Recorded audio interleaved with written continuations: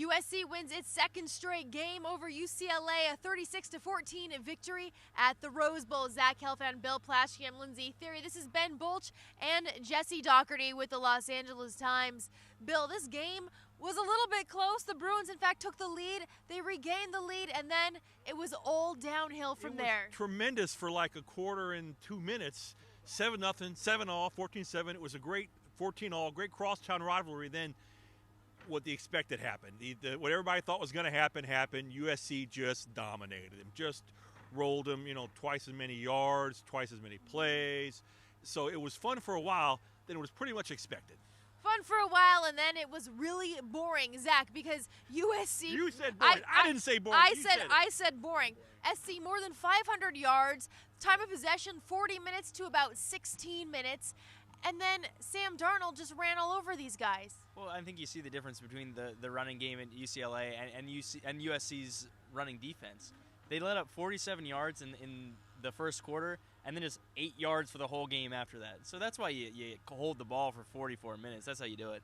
Ben, they came out with a pretty big spark. Looked good to start the game. What do you think really was the turning point? What went wrong for the Bruins? Well, some third downs they couldn't convert.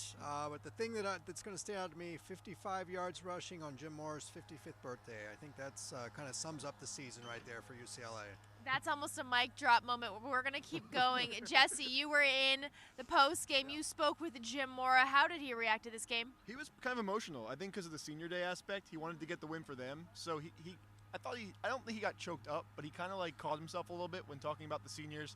And that was kind of the, message from everyone, is that they wanted to win for them more than anything. And they were kind of disappointed they weren't able to.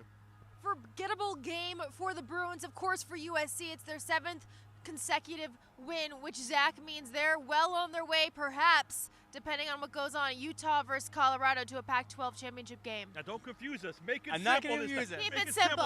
Okay. So tell the readers. I'm going to tell a story here. Oh, Adoree Jackson was in his hotel room. Don't give me that. He was in his hotel room. He heard a big scream. He thought there was a fight going on. Actually, Utah had just lost to Oregon. So that means that if Utah beats Colorado next week, then UCLA goes to the Pac-12 championship game. USC. UCLA is not going to the Pac-12 championship game. Come on, Zach. They definitely aren't. Come on, you cannot Zach. ask him for scenarios ever again, Lindsay. Never again. Here, That's the last time. here's Wait, the Bill. scenario. Here's a scenario. Tell me the Clay Helton scenario right now. Clay Helton's looking pretty good, isn't he? Thank you very much, Bill Plaschke. No, the bottom line is Utah wins. USC goes to the Pac-12 championship game, in which they will probably then go to the Rose Bowl because they'd be playing the Huskies in the Pac-12 championship game. They'd either beat them to go to the Rose Bowl, or they'd get in because the Huskies go to the CFP playoffs. USC, can you name 4 teams better than them right now in the country? In the country, I ask you all, in the country right now, USC should be the top 4. They won't be, but they should be. At this point, yes, but a lot of people have not seen SC play since they got rolled over by Alabama. Of course, they'll get that chance next week when they play Notre Dame, 12:30 on ABC. Finally, they get an early game. This, by the way, the Rose Bowl tonight felt like it was a ghost town. 20,000 empty seats because there was a late TV start. The Pac-12 TV networks, the Pac-12 TV deal is horrible, the worst in all of sports. Proved it again tonight. Or they knew that your coach Clay Helton was going to roll over those Bruins. Ben, what about UCLA? Obviously, this has been a very disappointing season for them. Do they have anything left to play for against Cal in their final game? Well, the only thing left is to beep their way back into a bowl game via the 5 and 7. That's a backing it up into the bowl game. Is that what he was doing?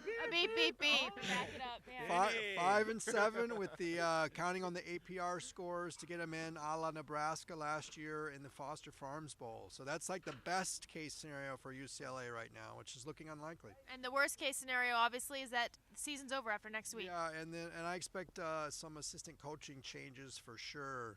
Particularly on offense. I think that's going to be the storyline to watch in the offseason. Ben, what a tease. If they get in the Foster Farms Bowl, will you be there? If UCLA is in the Foster Farms Bowl, I'm saying right now, I will cover that game.